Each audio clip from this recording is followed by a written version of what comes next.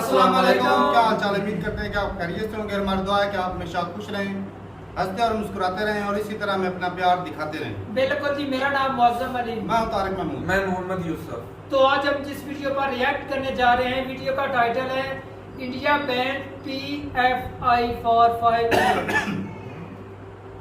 मुसलमानों की जो जमात है, पॉलिटिकल और मजहबी जमात, जो कि मुसलमानों को हकूक़ को प्रमोट करती है, उसको इंडिया में बैन कर दिया गया है। वीडियो देखेंगे और अपना बयान कर देंगे। कौन ऑन करते हैं जी? 1 2 3 start. Hello and welcome you all world affairs. मैं हूं प्रशांत धवन। नाउ भारत ने बहुत ही बड़ा कदम उठाया है। इंडिया ने बैन कर दिया है पॉपुलर फ्रंट ऑफ इंडिया को 5 साल के लिए। यहां पर आप देख पाओगे इसको, by the way international media extensively cover कर रहा है। यहाँ पे यूएस मीडिया का आर्टिकल है, India bans Islamic group PFI accuses it of terrorism. Australian media, India bans Muslim group for alleged terrorist activities. अब देखो, PFI के बारे में ना वर्ल्ड मीडिया इसलिए जानता है क्योंकि काफ़ी बार जो अंतर्राष्ट्रीय आतंकवादी संगठन है उनसे इनके मेंबर्स के लिंक्स बताए गए हैं। यहाँ पे आप देख पाओगे आर्टिकल में लिखा हुआ है कि कुछ PFI के जो मेंबर हैं इनके लिंक्स थे इराक सीरिया में आतंकवादी ग्रुप्स के साथ। तो इसलिए ना सिर्फ भारत में, पूरी दुनिया में ये बड़ी न्यूज़ है कि PFI को 5 साल के लिए फाइनली इंडिया ने बैन किया है। और ना सिर्फ PFI से जुड़े हुए जो 8 और संगठन हैं इनको भी बैन कर दिया गया है, including campus front of India. Campus front of India student wing है PFI का। रिसेंटली भारत में जब हिजाब को लेकर प्रोटेस्ट हुए थे प्राइमरली कर्नाटका में, तो उस वक्त कैंपस फ्रंट ऑफ इंडिया काफ़ी हद तक न्यूज़ में था। तो ये भी बैन हो चुका है। अब इमीडिएटली आप पूछोगे तो सिंस थोड़ा सा इंटरनेशनल एंगल भी है यहाँ पर, क्या ऑर्गेनाइजेशन ऑफ इस्लामिक कोऑपरेशन, बाकी इस्लामिक कंट्रीज क्या इसका प्रोटेस्ट करेंगी? देखिए, मैं 100% तो नहीं कह सकता, मगर पॉसिबिलिटी है कि उनकी तरफ से प्रतिक्रिया आए। पाकिस्तान हो सकता है कि ये issue organization of Islamic cooperation में रेस करे, क्योंकि PFI खुद को कहता है कि जी ये है एक नॉन गवर्नमेंटल संगठन। हमारे देश का जो गृह मंत्रालय है उन्होंने कहा है कि PFI कानून तोड़ता है और आतंकवादी ग्रुप्स के साथ इनके कनेक्शंस हैं। यहाँ पे आप देख पाओगे मिनिस्ट्री ऑफ होम की नोटिफिकेशन है। गृह मंत्रालय में मंत्री जी कौन है आज के समय? अमित शाह जी। इसलिए आपने देखा होगा आर्टिकल्स में होम मिनिस्टर की फोटो काफी लगी होती है इस न्यूज से रिलेटेड। और यहाँ पे साफ साफ लिखा है कि देखो, पॉपुलर फ्रंट ऑफ इंडिया से जुड़ा हुआ है रेहाब इंडिया फाउंडेशन। ये पैसा इकट्ठा करता है PFI मेंबर्स के जरिए, और फिर ओवर द ईयर सरकार को सबूत मिले हैं। सरकार ने देखा है कि काफी बार PFI के मेंबर कानून तोड़ते हैं, कम्युनल डिसहार्मनी क्रिएट करने की कोशिश करते हैं ताकि लोग आपस में लड़ पड़े रिलीजन के नाम पर। यहाँ पे आप देख पाओगे लिखा है, the PFI and its associates और अफिलिएट्स और fronts operate openly as socio economic, educational, political organizations, but they have been pursuing a secret agenda to radicalize a particular section of the community, working towards undermining the concept of democracy and show sheer disrespect towards constitutional authority and the constitutional setup of the country। तो ये सब सरकार ने कहा है। उसके अलावा ये भी ऐड कर दिया गया है कि बांग्लादेश का एक आतंकवादी संगठन है जमात उल मुजाहिदीन, उससे बताया जाता है कि PFI के लिंक है। फिर उसके अलावा PFI के जो फाउंडिंग मेंबर्स हैं ये लीडर्स थे student Islamic movement of India के, मतलब के सिमी के, जो अपने आप में बैन हो चुका है इंडिया में। फिर आगे ये भी ऐड कर रखा है कि इंटरनेशनल आतंकवाद से ग्लोबल टेररिस्ट जो ग्रुप्स हैं उनके साथ PFI के लिंक्स मिले हैं। प्राइमरली यहाँ पर बात कर रहे हैं सीरिया और इराक की, के सीरिया इराक में जो आतंकवादी संगठन है वहां पर काफी बार PFI के मेंबर जा चुके हैं। और इवन आप देखोगे अफगानिस्तान का भी मेंशन किया गया है। तो देखो, ये तो हमने बात कर ली ग्लोबल इश्यूज की। अगर हम इंडिया में भी देखें तो PFI और इनके जो मेंबर हैं ये काफ़ी कंट्रोवर्शियल चीज़ों में इन्वॉल्व रहे हैं। ये सारी बातें मेंशन करी है गृह मंत्रालय ने। गृह मंत्रालय ने यहाँ पर यह भी लिखा है कि criminal violent acts carry out करी गई है PFI के मेंबर्स द्वारा, including chopping of A limb of A professor. ये 2010 का केस है। एक केरला में प्रोफेसर थे, इन पे आरोप लगाया गया कि इन्होंने प्रॉफेट मोहम्मद साहब पर कुछ टिप्पणी करी है, कंट्रोवर्शियल टिप्पणी करी है। उस इशू को लेकर इनका हाथ काट दिया गया। इनकी फैमिली को बहुत ज़्यादा प्रेशर में डाल दिया गया। बताया जाता है कि बाद में इनकी जो वाइफ है उसने सुसाइड कर ली, जो बच्चे थे ट्रॉमेटाइज्ड हो गए। और फिर इन्होंने एक पूरी ऑटोबायोग्राफी भी लिखी है अपनी लाइफ के बारे में। इनका नाम था TJ जोसेफ। बहुत ही फेमस केस है 2010 का TJ जोसेफ। तो इसको यहाँ पे मेंशन किया गया है। उसके बाद ये भी ऐड किया गया है कि कोल्ड ब्लडेड किलिंग्स की गई है उन लोगों की जो दूसरे फेथ से बिलोंग करते हैं। प्राइमरली यहाँ पर बात की जा रही है RSS की। काफ़ी बार आरोप लगाया PFI के मेंबर्स पे कि ये लोग वायलेंस करते हैं RSS के मेंबर्स पर। और यहाँ पे एडिशनली ये भी लिखा गया है कि इनके पास एक्सप्लोजिव्स वगैरह ये भी मिले हैं। तो बहुत सी चीजें यहाँ पर ऐड करी गई है। और ऑब्वियसली आप एक क्वेश्चन यहाँ पर पूछोगे कि पाकिस्तान के साथ इनका कोई लिंक नहीं है। देखिए ओवर द इयर्स कुछ रिपोर्ट्स आई हैं। एक बार मैं ये भी देख रहा था कि PFI का जो ट्विटर हैंडल है वहां पर पाकिस्तान की एम्बेसी ने एडिशनल हैशटैग यहाँ पर ऐड कर दिए थे, जहां पर UN को टैग कर दिया, बाकी जो ह्यूमन राइट के संगठन है इनको टैग कर दिया। तो पाकिस्तान से कोई डायरेक्ट लिंक यहाँ पे है नहीं, बट काफी बार देखा गया है कि सोशल मीडिया पे पाकिस्तान की सरकार के जो ऑफिशियल हैंडल है थोड़ा बहुत सपोर्ट दिखाते हैं। और आप सबने रिसेंटली ये भी सुना होगा न्यूज में कि पिछले कई महीनों से लगातार रेड डाली जा रही है PFI के ऑफिसेज में। PFI बताया जाता है कि भारत में 15 राज्यों में आपको एक्टिव मिलेगा। इनके हेडक्वार्टर्स ये लोग कहते हैं न्यू दिल्ली में है, मगर जो इनका स्ट्रॉन्ग होल्ड है ये आपको मिलेगा केरला में। तो बिहार पुलिस ने रिसेंटली क्लेम किया था कि PFI के एक ऑफिस में इनको एक डॉक्यूमेंट मिला। उस डॉक्यूमेंट में लिखा हुआ था India 2047 towards rule of Islamic India. हालांकि PFI ने कहा कि ये डॉक्यूमेंट फॉर्ज्ड है, इस डॉक्यूमेंट से इनका कोई रिलेशन है नहीं। और इसलिए आप ये भी देखोगे कि कई भारत के मेंबर ऑफ पार्लियामेंट है ये PFI के बैन का विरोध कर रहे हैं। फॉर एग्जाम्पल असाउद्दीन ओवैसी साहब ने यहाँ पर ट्वीट करी, इन्होंने ये कहा कि मैंने हमेशा PFI की जो अप्रोच है उसका विरोध किया। यहाँ पर खुद कहते हैं कि PFI जिस तरीके से काम करता है उससे ओवैसी सहमत नहीं है, मगर ये जो बैन लगाया गया है PFI पर यह भी अपने आप में गलत है। आगे ये ऐड करते हैं कि अगर एक संगठन के कुछ मेंबर गलत काम करते हैं उससे पूरा संगठन गलत कैसे हो गया। फिर आगे ये भी ऐड करते हैं कि कई केसेस हुए हैं जहां पर मुस्लिम्स ने कई दशक बिताए हैं जेल में, क्योंकि उन पर गलत चार्जेस फ्रेम कर दिए गए थे। फिर कई सालों के बाद कोर्ट ने उनको रिहाई दी। और इन्होंने आगे ये भी ऐड किया है कि मैं हमेशा UAPA का विरोधी था, मतलब कि अनलॉफुल एक्टिविटीज प्रिवेंशन एक्ट, जिसके अंडर बैन किया गया है PFI को, उसके अगेंस्ट ये हमेशा खड़े थे, आगे भी खड़े रहेंगे। और फाइनली आगे ये भी ऐड करते हैं कि अगर PFI को बैन किया है तो कई राइट विंग संगठन हैं उनको भी बैन करो। तो PFI बैन को लेकर आप देखोगे कई लोगों के ओपिनियन कुछ होंगे, कुछ लोग कुछ और कह रहे होंगे, बट एक बात तो तय है कि भारत सरकार ने ये बात क्लियर कर दी है कि इंटरनल सिक्योरिटी नंबर 1 प्रायोरिटी है।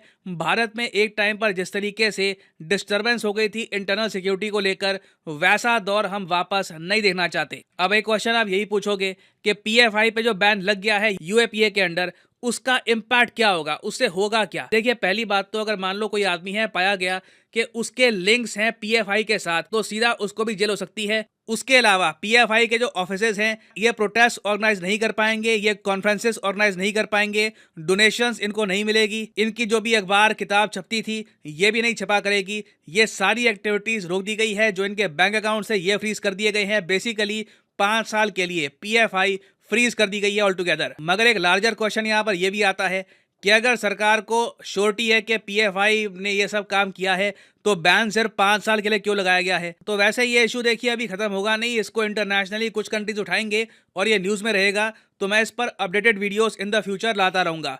फॉर द टाइम बीइंग ये है अंत इस वीडियो का। Thank you for listening and as always God bless you all.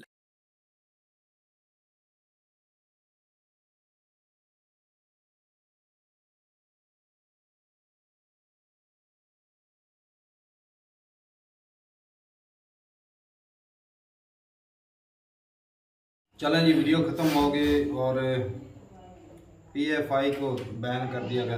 तो यहाँ पे एक सवाल उठता है कि ये जमात बंद करने से तो अगर ये जमात जिस मकसद के लिए, साफ ज़ाहिर है ये मकसद ये जिस मकसद के लिए बनाई गई थी, ये RSS को काउंटर करने के लिए बनाई गई थी 2006 में, और तकरीबन 2015 साल तक ये चली और फाइनली आज के दिन तकरीबन 28 सितंबर को बैन किया गया। तो अगर इनके आतंकवादी संगठन के साथ लिंक थे तो साफ ज़ाहिर है ये कंट्री में भी खतरनाक हो सकते हैं। अगर इस हिसाब से देखा जाए तो भाई साहब बैन करना बनता है, क्योंकि सबसे ज़्यादा जो ज़रूरी चीज़ होती है ना वो होती है कंट्री की, स्टेट की सिक्योरिटी।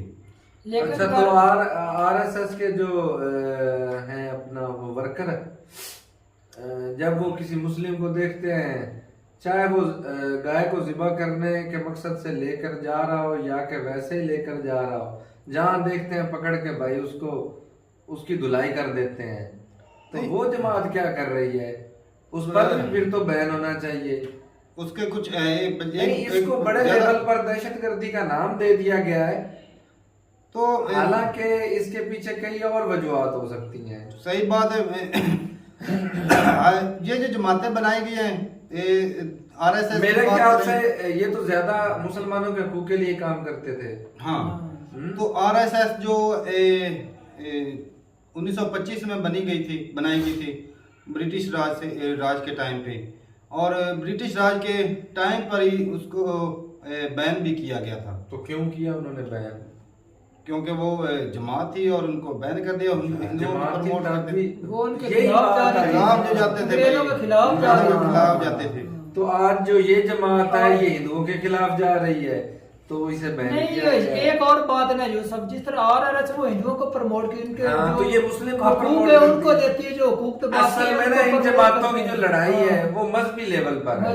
जिस तरह उन्होंने बोल दिया ना 2047 तक जो है ना इंडिया के अंदर जो कल्चर है वो इस्लामिक लॉ होगा, इस लिहाज से वो बोल रहे थे ना किसी कौन बोल रहा है इस्लामिक लॉ? नहीं, वो बिहार के अंदर वो एक पंप बिहार के अंदर मिला मिला है ना।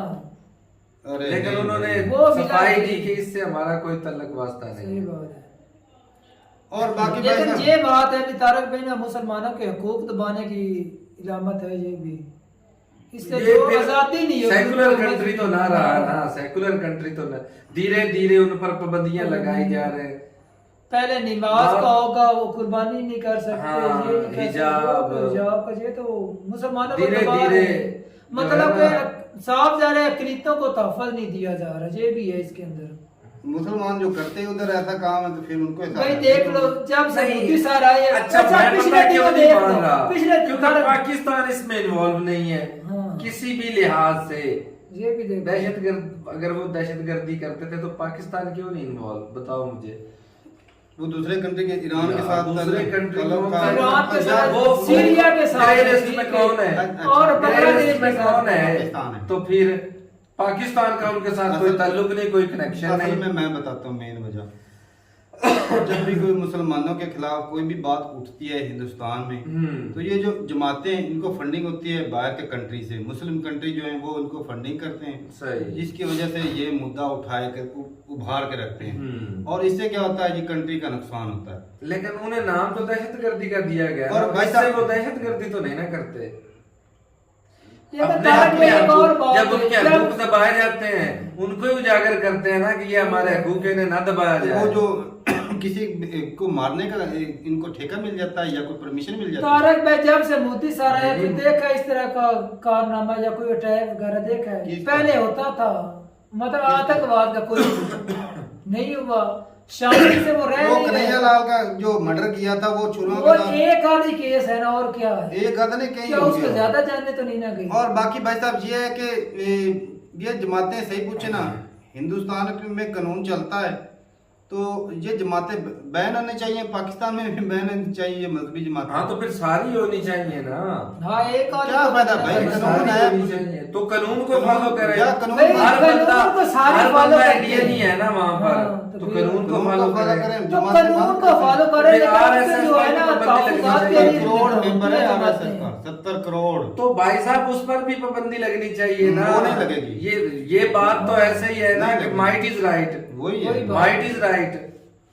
तो भाई साहब ये बताइएगा। सेकुलर तो फिर नहीं ना रहा। और भाई साहब बात जहाँ पर आ जाती है ना सिक्योरिटी की, अगर कंट्री को इस जमात से इस खतरा लिहाज से देखा जाए तो फिर कायदे आजम ने ठीक ही किया ना भाई। इधर हम मजहबी तौर पर फुल आजाद तो है, तो सही बात है, ऐसी है। कोई परेशानी नहीं, हाँ, कोई ये तकलीफ हमें कोई नहीं। बंदा वहाँ आए दिन कोई ना कुछ कोई बोल नहीं सकता controversy कि हो इधर रही है, नमाज कोई नहीं ना- पढ़ो, या इधर तुम रोजा नहीं रख सकते, हाँ, या फलां जगह तुम कुर्बानी मस्जिद नहीं कर बना सकते। ये बात है। चलें भाई ठीक है।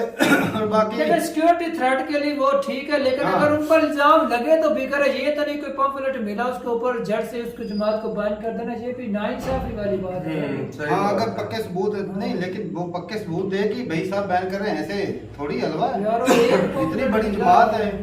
और बाकी भाई साहब जो भी सिक्योरिटी थ्रेट है तो बैन करने से सबसे ज्यादा जरूरी होता है भाई कंट्री। अगर इस नियत से किया है तो भाई बड़ा अच्छा किया है, या फिर अगर वो हिंदुत्व को प्रमोट करने के लिए मुस्लिम हाँ।